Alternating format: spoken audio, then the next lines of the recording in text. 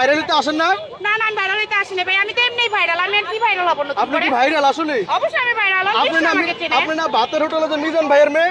হ্যাঁ, মিজান ভাইয়ের মেয়ে। মিজান আমার ভাই না, সরি আমার বাবা। আপনি ও সরি, আপনি মানে আমার তো ভাই, হ্যাঁ, আপনার তো আপনাদের বাবা। ভাই আমার বাবা। আপনার আব্বা কেমন আছে? আমার আব্বা আলহামদুলিল্লাহ ভালো আছে। আপনার আব্বারে নিয়ে আইছেন আজকে?